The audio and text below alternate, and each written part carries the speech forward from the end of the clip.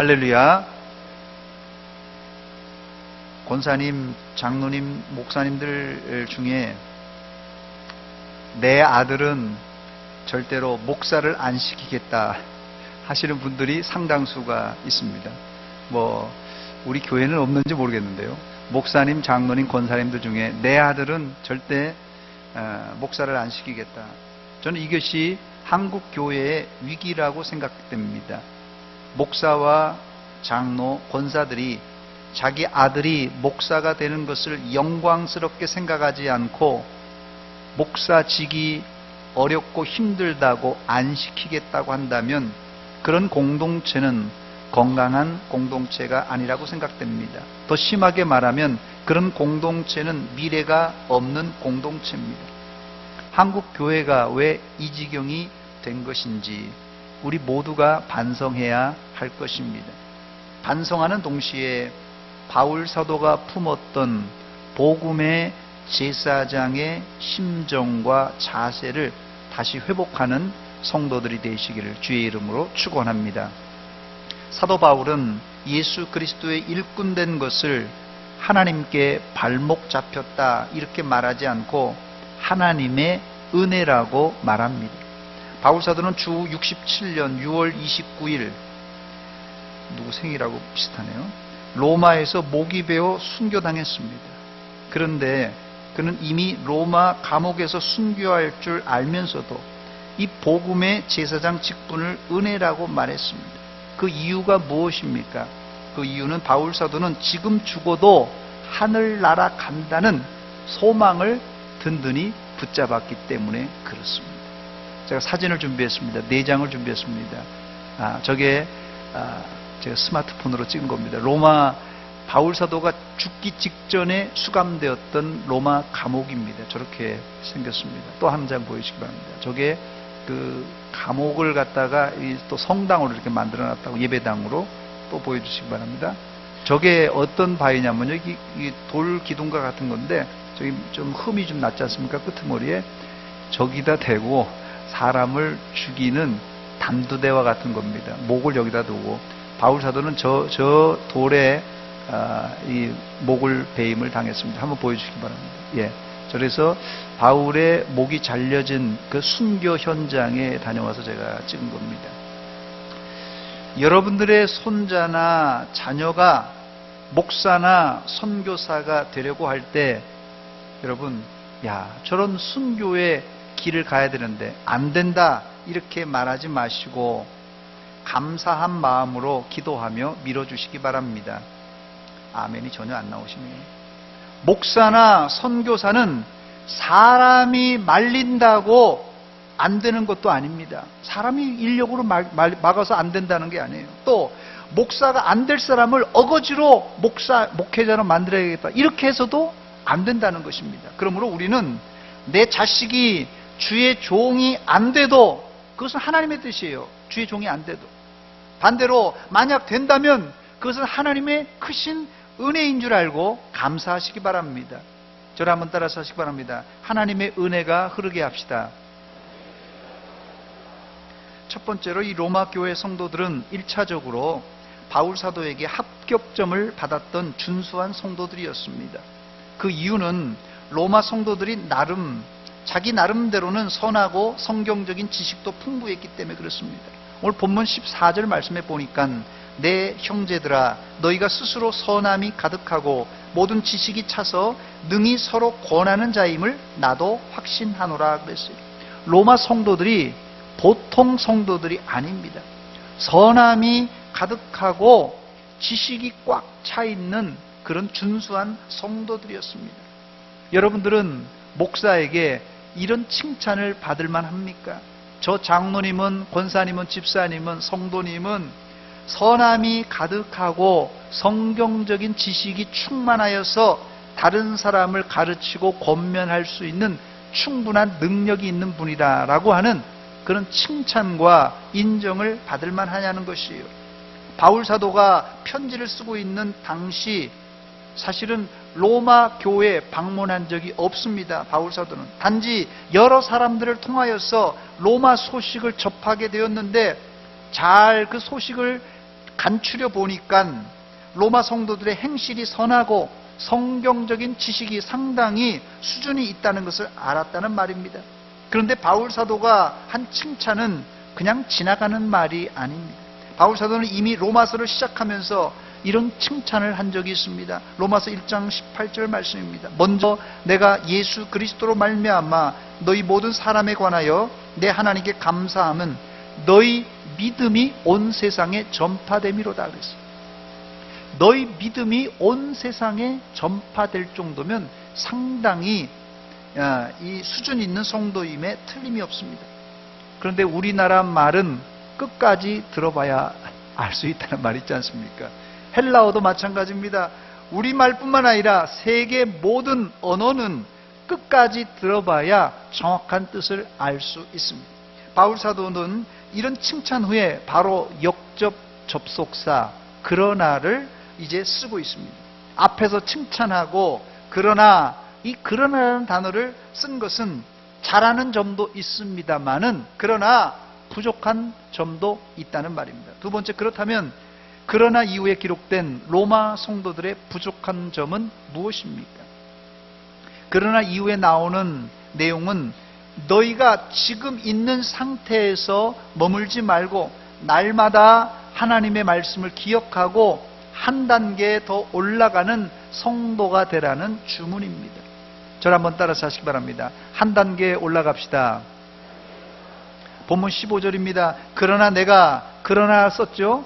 앞에 칭찬하고 나서 그러나요. 그러나 내가 너희로 다시 생각나게 하려고 하나님께서 내게 주신 은혜로 말미암아 더욱 담대히 대략 너희에게 썼노니. 여기 중요한 구문이 다시 생각나게 하려고라는 구문입니다. 다시 생각나게 하려고. 이 다시 생각나게 하려고라는 말은 전에 알고 있는 내용을 다시 반복하여 깨닫게 한다는 뜻입니다.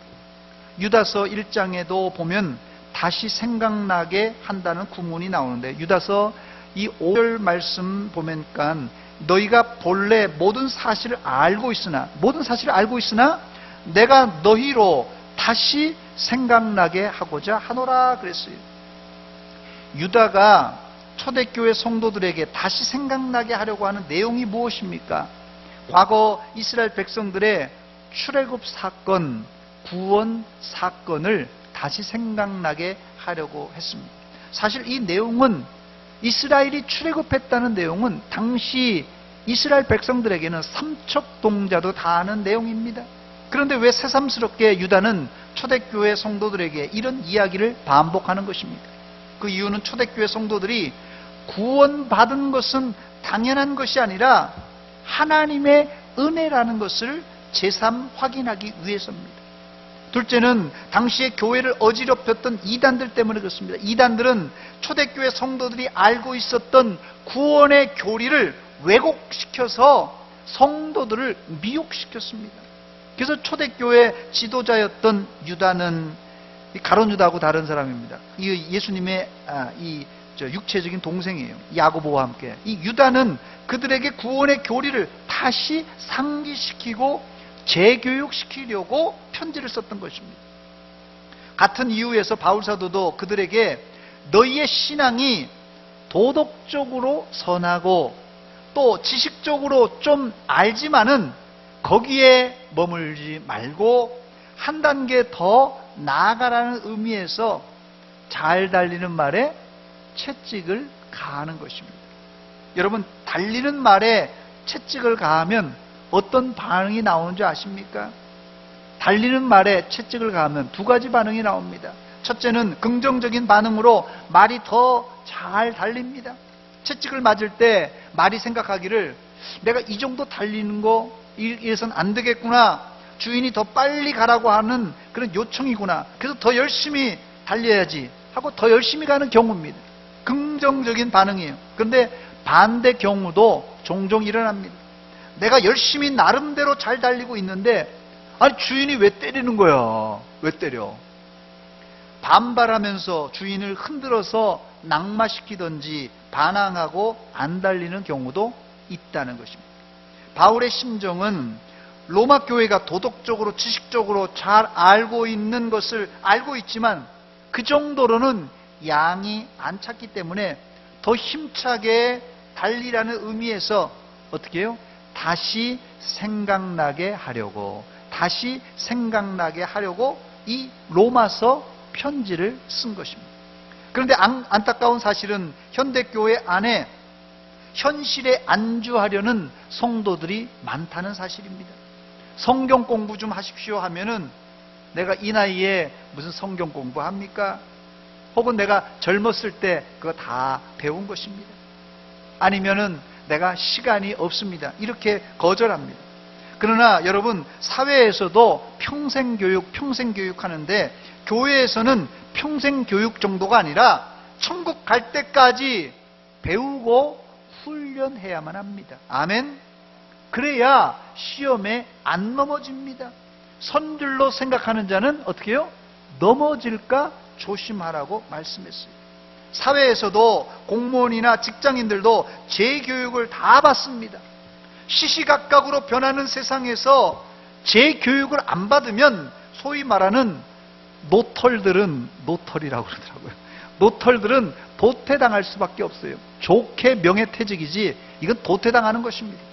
여기 퇴직하신 분들 중에 여기 이제 뭐 60세 이상 되신 분들, 이제 현직에서 물러나신 분들, 아마 직장 다니면서 컴퓨터 때문에 고생 안 해보신 분들이 안 계실 거예요.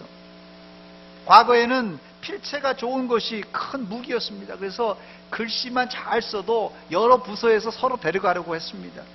그러나 지금은 사무실에서 이게 뭐 펜으로 글씨 쓰는 건 거의 없습니다. 그러므로 사회는 물론 교회 역시 재교육을 안 받으면 뒤처질 수밖에 없습니다.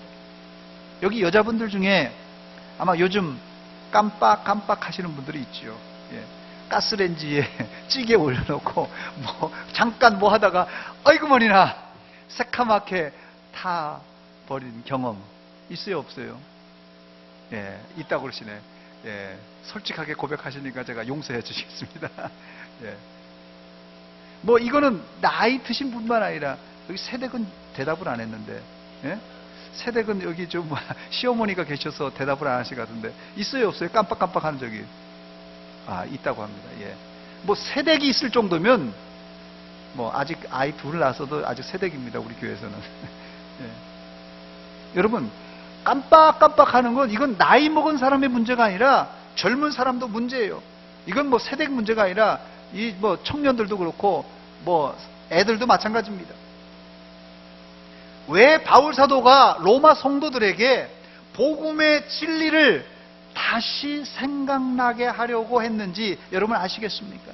그러므로 성도들은 겉사람은 늙고 약해지고 기억력도 감퇴되지만 속사람만큼은 날마다 새로워야 될 줄 믿습니다. 고린도후서 4장 16절에 보니까 우리의 겉사람은 낡아지나 우리의 속사람은 날로 새로워지도다 했습니다. 우리의 영혼도 가만히 있어서는 절대 새롭게 안 됩니다. 퇴보할 수밖에 없어요. 우리의 영혼도 퇴보됩니다. 그런데 우리의 영혼은 날마다 하나님의 말씀, 이 영혼의 양식이라고 그래요. 말씀을 안 읽으면 영혼이 쭈그라듭니다.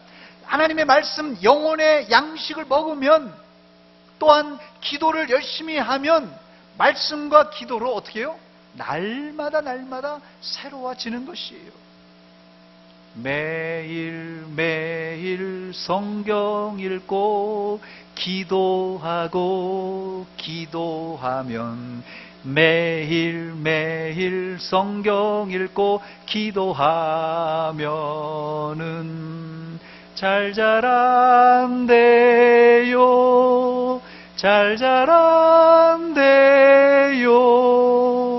매일 성경 읽고 기도하면은 아멘. 주일 학생들이 부르는 찬양이 아니에요. 이건 나이 먹은 사람들도 매일매일 성경 읽고 기도하고 성경 읽고 기도해야지 자라날 줄 믿습니다. 세 번째로, 그런데 바울 사도는 로마 성도들에게 이 정도의 신앙을 요구한 것이 아닙니다. 다른 말로는 신앙생활이란 내가 말씀을 한 장 읽는데 2장, 3장을 읽고 기도를 5분 하는데 10분, 20분 하는 정도가 아니라는 말씀입니다. 신앙은 뭐냐? 신앙은 더 열심히 하는 물리적인 변화가 아니라 성령의 역사가 나타나는 화학적인 변화입니다. 저를 한번 따라서 하시기 바랍니다. 신앙은 열심히 하는 물리적인 변화가 아니라 성령의 역사가 나타나는 화학적인 변화입니다. 예, 제가 이 문구를 만드느라고 고생 많이 했습니다. 예, 화학책도 들여다봐서요. 우리 신앙은요, 물리적인 변화가 아닙니다. 화학적인 변화가 돼야 돼요. 이 말이 이해가 되시는 분이 있을 거고, 이 말이 뭔 말인가 이렇게 생각하는 분들이 있을 건데요. 신앙생활은 내가 주일 헌금을 1,000원 드리고 있는데 2,000원 드리는 정도가 아니라 내 몸을 통째로 하나님이 기뻐하시는 산 제물로 드리는 순종의 삶을 말합니다. 이게 아닌 경우 신앙생활이 아니라 종교생활이에요. 그거는 기독교는 종교가 아니라 생명을 드리고 생명을 얻는 종교가 바로 기독교입니다. 그래서 올해 우리 교회 표가 하나님이 기뻐하시는 영적 예배자가 되자는 것입니다. 이 표의 핵심은 내 몸을 하나님이 기뻐하시는 그 산 제물로 드리는 것이에요. 다른 말로는 내 몸과 내 의지를 완전히 죽여서 하나님께 드릴 때, 그때 우리가 비로소 하나님이 기뻐하시는 영적 예배자가 된다는 말입니다. 본문 16절입니다. 이 은혜는 곧 나로 이방인을 위하여 그리스도 예수의 일꾼이 되어 하나님의 복음의 제사장 직분을 하게 하사 이방인을 제물로 드리는 것이, 이방인을 제물로 드리는 것이. 여기서 바울 사도는 자신의 사도된 목적을 기록하고 있는데, 자신을 이방인을 위한 복음의 제사장이라고 이렇게 말하고 있으면서 자기를 제사장이라고 소개합니다. 복음의 제사장, 이방인들을 위한 복음의 제사장이라고 소개합니다. 엄밀한 의미에서 바울 사도는 제사장이 될 수 없는 사람입니다. 그는 베냐민 지파 사람이에요. 구약 시대는 반드시 제사장이 되려면 이 지파가 나눠져 있어요. 어떤 지파죠? 레위 지파에 속한 사람만 제사장이 될 수 있어요. 그런데 바울 사도는 베냐민 지파입니다. 베냐민 지파 사람은 절대 제사장이 될 수 없습니다. 그런데도 바울 사도는 자신을 복음의 이 제사장이라고 당당하게 주장하고 있어요. 그 이유가 뭡니까? 과거 구약엔 베냐민 지파 사람들이 제사장이 되는 것은 불가능한 일이지만, 예수님이 오신 이후에 예수님께서 죄 없으신 자신의 몸을 우리의 죄를 대신하여서 십자가에 죽으셨기 때문에 이제 우리 모두는 왕같은 제사장이 되었다고 말하고 있습니다. 할렐루야. 베드로전서 2장 9절 말씀입니다. 그러나 너희는 택하신 족속이요 왕같은 제사장이요 거룩한 나라여 그의 소유가 된 백성이라고 말합니다. 베드로 사도는 유다인들을 포함하여서 모든 이방인들까지 택하신 족속, 왕같은 제사장, 거룩한 나라, 그의 소유된 백성이라고 선포했어요. 단 조건이 있는데, 예수 믿는다는 조건에서 우리 모두는 왕같은 제사장이라는 말입니다. 이 사실을 유대인들이 볼 때 아주 충격적인 일입니다. 아니, 충격이 아니라 하나님 모독죄예요. 아니, 그 정도가 아니라 이방 그냥 일반 사람이, 보통 지파 사람들이 제사장이 되는 것은 하나님께 제사드리다 즉사하고 맙니다. 그런데 이 모든 일이 예수님의 십자가로 가능하게 되었다는 것이에요. 예수님이 죽으실 때 성소와 지성소 사이에 이 휘장이 있었는데요, 이 휘장이 위로부터 아래로 쫙 찢어져 내렸습니다. 즉 예수님의 십자가는 하나님과 인간 사이에 막혀진 담을 완전히 허물었다는 뜻입니다. 또 이방인들과 이 유대인들 간의 구분도 완전히 없애버렸습니다. 그래서 베드로 사도는 베드로전서 2장 10절에 너희가 전에는 백성이 아니더니 이제는 하나님의 백성이요, 전에는 긍휼을 얻지 못하더니 이제는 긍휼을 얻은 자 되었다고 말했습니다. 완전히 신분의 변화가 일어난 것입니다. 네 번째로, 그렇다면 본문에서 바울 사도가 말하는 복음의 제사장이란 구체적으로 어떤 뜻입니까?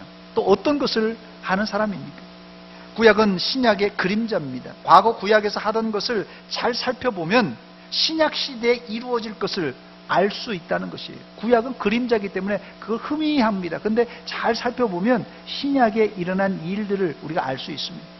구약의 제사장의 직무는 여러 가지 있지만 제사장이 말씀을 가르치는 일, 사역도 굉장히 중요한 사역입니다. 그러나 뭐니 해도 제사장은 제사 드리는 일이 제일 중요한 일입니다. 이 제사를 어떻게 드리냐면요, 하루에 상번제라고 해서 2번 드립니다. 아침과 저녁, 아침 소제, 저녁 소제. 그래서 아침에 2번, 그래서 상번제로 매일같이 드려요. 그 다음에 일주일에 1번 안식일 제사가 있습니다. 그 다음에 한 달에 1번 드리는 초하루, 이 달의 첫 번째 달에 초하루 드리는 월삭 이 제사가 있습니다. 또한 6월절, 또 맥추절, 또 장막절을 비롯한 7가지 제사가 있습니다. 자, 그러니까 365일 제사가 없는 날은 하루도 없습니다. 그래서 제사장들은 하루도 쉬는 날이 없이 계속해서 이 제사 업무를 감당해야 돼요. 대신에 이 제사장들은 조를 짭니다. 그래서 반차라는 조를 짜서 이제 오늘은 내가 봉사하면 그 다음 날은 하고 1조, 2조, 3조 이렇게 나누어서 정해진 자기 시간에 봉사하는 것입니다. 그러나 제사는 365일 계속해서 돌아가는 것이에요. 제사를 드리는데 가장 중요한 것이 뭡니까? 제물이에요. 제사를 드리는데 가장 중요한 것은 제물인데 구약엔 소와 양과 염소 그리고 가난한 사람들은 비둘기와 곡물로 제사를 드렸습니다. 그렇다면 신약시대의 제물은 무엇입니까? 신약시대는 동물을 잡아드리는 제사를 안 드립니다. 그 이유가 뭡니까? 말씀드린 대로 흠없고 죄 없으신 예수님께서 자신의 몸을 우리의 죄를 대신하여 지시고 십자가에서 제물이 되어서 돌아가심으로 한 번 죄사로 모든 이것을 완성했기 때문에 그렇습니다. 그렇다면 예수님이 자신의 몸을 제물로 십자가에 드림으로 한 번에 모든 제사를 완성하셨는데 왜 바울 사도는 지금 와서 제사장과 제사, 제물을 다시 언급하는 거냐는 거예요. 그 이유는 구약은 아까 말씀대로 신약의 그림자입니다. 그렇기 때문에 이제 우리가 구약의 제사는 드리지 않지만 구약 제사의 대체가 있어요.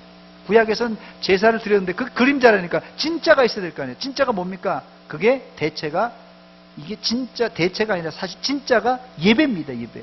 그 구약의 제사는 신약의 예배예요. 이 예배가 구약의 제사인데 형식은 완전히 바뀌었어요. 구약에는 제물이 이제 짐승을 이제 바치는 제사였다면 신약에는 그게 없잖아요. 그러니까 형태는 바뀌었지만 뭐요? 본질은 그대로 있기 때문에 구약에 드렸던 제물은 신약 시대는 뭐가 돼야 되겠어요? 바로 우리의 몸과 마음이 산 제물이 되어야 한다는 말입니다. 그래서 바울 사도는 이미 로마서 12장에 너희 몸을, 우리 몸을 하나님이 기뻐하시는 산 제물로 드리라. 이것이 너희가 드릴 영적 예배라고 말씀했어요. 문제는 바울 사도가 이방인을 위한 복음의 제사장으로 자처했기 때문에 그는 이방인을 제물로 하나님께 드리기를 원했습니다. 본문 16절입니다. 이 은혜는 곧 나로 이방인을 위하여 그리스도 예수의 일꾼이 되어 하나님의 복음의 제사장 직분을 하게 하사 이방인을 제물로 드리는 것이 그랬어요. 이방인을 제물로 드린다는 말은 상당히 끔찍한 제사 방법입니다. 우리나라도 과거에 사람을 제물로 드린 적이 있어요. 그 유명한 심청이를 인당수에다가 빠뜨린, 이게 사람을 제물로 드린 거예요. 용왕님에게 신이 노할까봐 사람을 제물로 드렸어요. 또 풍습에 따라서 저 제주도에서는 살아있는 아기를 제사를 드리는 그런 예도 있었다고 합니다. 이런 사람을 제물로 드리는 끔찍한 일은 예수님이 십자가를 지시고 우리의 모든 죄를 해결하셨다는 사실을 몰라서 한 무지의 소치이고 또 사탄에게 미혹돼서 저지른 어리석은 일입니다. 사람을 어떻게 그렇게 죽여요? 그렇다면 본문에서 바울사도가 이방인들을 끔찍하게 제물로 드리려고 하는 것이 무엇입니까? 바울사도는 구약 제사의 본질을 신약에 도입시켜서 마치 짐승을 잡아서 피를 다 빼고 토막을 내어서 불에 태워 하나님께 제사를 드리는 것 같은 그런 심정으로 우리의 몸과 마음을 하나님께 드리자는 의도입니다.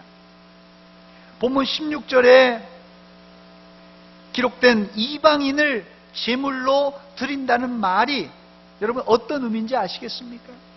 예수님은 십자가를 지실 때 털 깎는 자 앞에서 얌전한 양같이 죽임을 당했어요. 그러나 어느 소나 양이나 염소도 죽이려고 할 때, 제사장이 죽이려고 할 때, 사람들이 죽이려고 할 때 얌전하게 날 잡아잡시오 하고 가만히 있는 짐승은 없습니다. 죽으려고 할 때 안 죽으려고 발버둥을 칩니다. 제가 학교 다닐 때, 대학원 다닐 때입니다. 실험실에 이 실습 재료를 확보하기 위해서 이 전주 팔복동, 지금은 그게 없어졌다고 하던데요. 전주 팔복동에 있는 도축장에 거의 매일 다녔어요. 저희 선배 수의사가 거기 계셨거든요. 그래서 매일 인사하고 이 가건물을 좀 채취해서 옵니다. 거기서 도축하는 장면을 뭐 거의 매일같이 봤어요. 요즘처럼 여름이면 아주 피비린내가 나서 뭐 진동을 합니다. 한 마리 짐승을 죽이는 것이 절대 만만하지 않다는 말씀입니다. 그런데 바울사도는 이방인들을 하나님께 제사 드리는 제사장이라고 자청하고는 이방인을 하나님의 말씀의 칼로 육체의 정욕과 악한 의지뿐만 아니라 심령 골수를 찔러서 뭐로요? 하나님의 말씀의 검으로 찔러 쪼개서 하나님께 제물로 드리기를 원했습니다. 이것이 바로 하나님이 기뻐하시는 영적 예배입니다. 여러분들이 예배 드릴 때 하나님이 기뻐하시는 산 제물이 되시기를 원하십니까? 그렇다면 지금부터라도 하나님의 말씀을 들을 때 그냥 건성건성으로 듣지 마시고 하나님의 말씀이 내 마음에 부딪힐 때 내 마음을 쪼개보시고 내 정욕을 다 잘라내시고 내 더러운 죄악의 피를 다 빼내야 한단 말입니다. 그게 구약에서 드렸던 제사의 방식이에요. 그것이 다 끝났지만은 신약에서는 바로 영적인 의미에서 우리 마음을 하나님의 말씀의 검으로 찔러 쪼개고 완전히 우리의 육체적인 더러운 악한 피들을 다 뽑아내야 된다는 거예요. 이게 바로 하나님이 기뻐하시는 영적 예배자라는 것입니다. 그런데 문제는 달리는 말에 채찍을 가할 때 순순히 순종하고 더 잘리는 말이 있는가 하면 반항하고 주인을 흔들어서 낙마시키거나 달리기를 거부하는 말이 훨씬 더 많다는 사실입니다. 목사는 성도들을 매주일 하나님의 말씀의 칼로, 검으로 이제 심령 골수를 쪼개서 하나님께 올려드리는 복음의 제사장입니다. 그러나 그 말씀의 칼에 순순히 자신의 죄를 토해내며 회개하고 다시는 죄를 안 짓겠다는 결심과 순종을 하는 사람보다는 이 말씀을 건성건성 듣고 나와 상관없는 말씀이라고 무관심하거나 혹은 이 말씀은 내가 받을 수 없다고 내뱉어버리는 경우가 허다하다는 것이 이 목사의 고민입니다. 복음의 제사장은 말씀의 검으로 영혼의 더러운 죄악을 인정사정 받지 않고 잘라내야 되고, 또 성도들은 그 말씀의 검 칼에 성령의 칼을 순순히 받아서 자신의 잘못을 회개하고 자신의 가슴을 찢고 회개하며 순종하는 삶을 살아야 한다는 것입니다. 이것이 복음시대의 제사장이 할 역할이고 이것이 복음시대의 산 제물이 해야 될 역할입니다. 이제 여러분들은 모두 다 예수 믿고 왕같은 제사장들이 다 되었습니다. 그러니 이제 여러분들이 목사가 뭐 찌르면 싫잖아요. 그러니 여러분들이 스스로 날마다 말씀을 읽고 기도하면서 스스로 말씀의 검을 사용하여서 여러분의 심령 골수를 찔러 쪼개시기 바랍니다. 그리고 그 쪼개진 영혼을 날마다 하나님께 올려드리시기 바랍니다. 바로 이런 사람들의 마음과 몸을 하나님이 기뻐하시는 그런 산제물로 받으신다는 것이. 이제 말씀을 맺습니다. 성도들의 인생 최종 목적은 하나님께 기쁨을 드리고 영광을 돌리는 것입니다.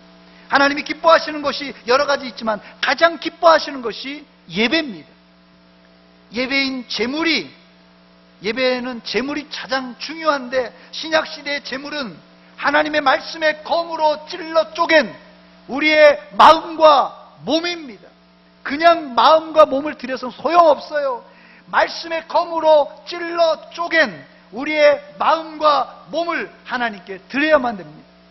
여러분들은 하나님의 말씀의 검으로 아프지만 찔러 쪼갠 마음과 몸을 제물로 드려서 하나님이 기뻐하시는 영적 예배자들이 다 되시기를 주의 이름으로 축원합니다. 축원합니다.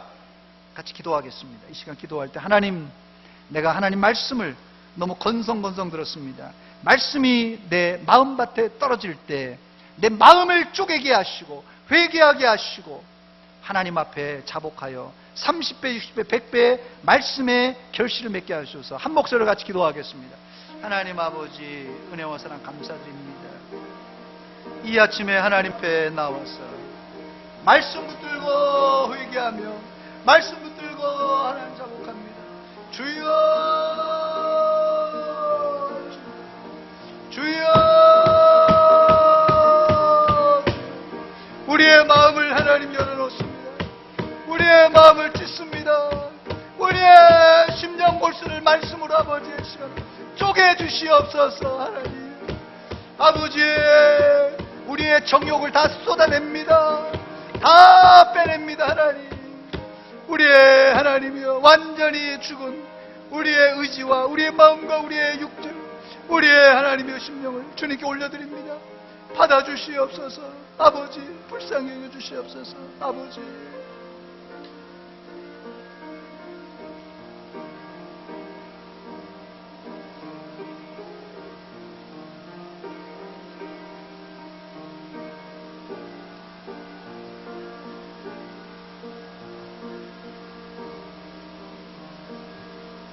하나님 아버지, 은혜와 사랑 감사드립니다.